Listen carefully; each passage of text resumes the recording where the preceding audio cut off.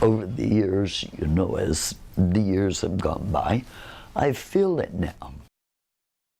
A woman tonight is determined to find answers about her son's death. That has sparked a renewed investigation into a suspected serial killer here in central Indiana. Police believe Herb Baumeister killed more than 24 men and buried them on his property in Westfield. Tonight, our Emily Longnecker talked with a woman who believes one of those men may have been her son. This is a story you'll only see here on 13 News.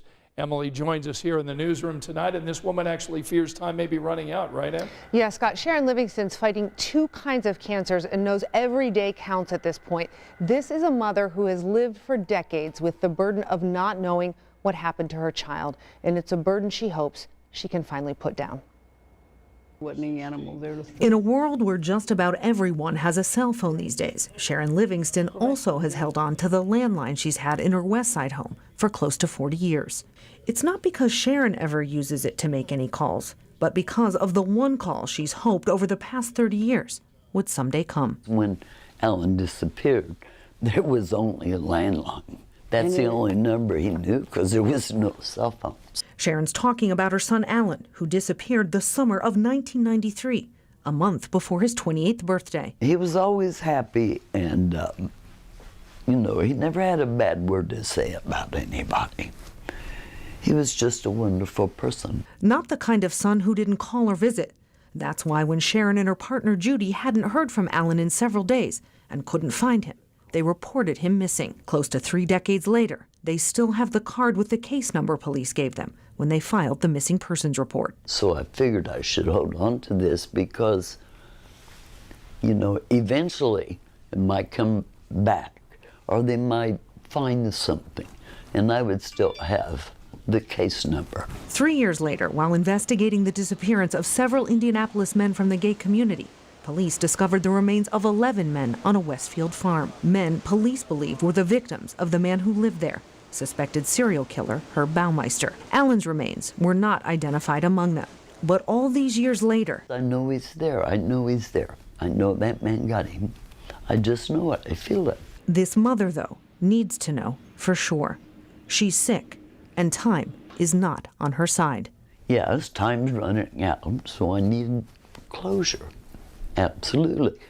You know, I'm 76 years old. Even without cancer, I'm not going to live forever. That's why Sharon's nephew called the Hamilton County Coroner's Office a few months ago, asking what could be done.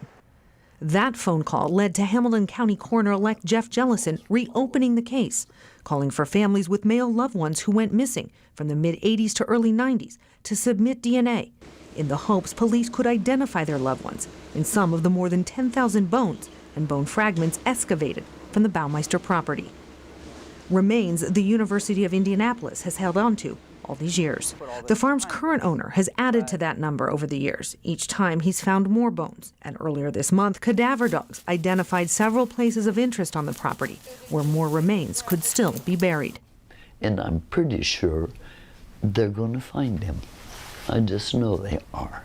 A mother's intuition fueled by her hope to finally know the truth about her son's fate. I do not have my son's remains.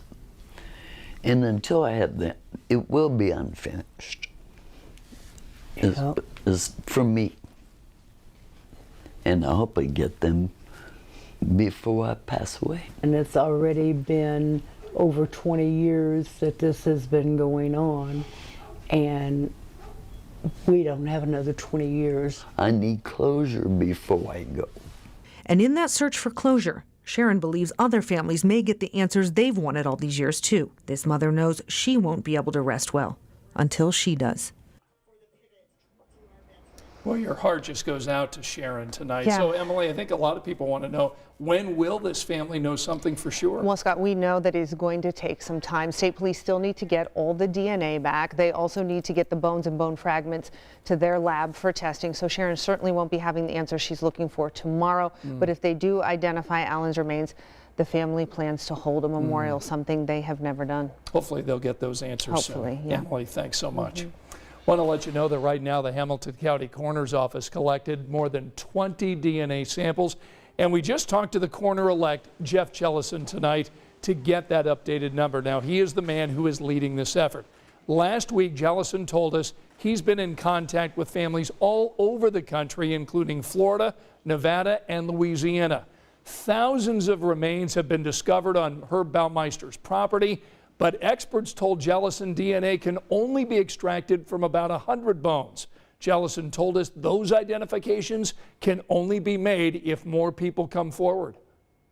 We've got all of these remains, but unless we have comparison samples, we're going to come to a halt pretty quickly.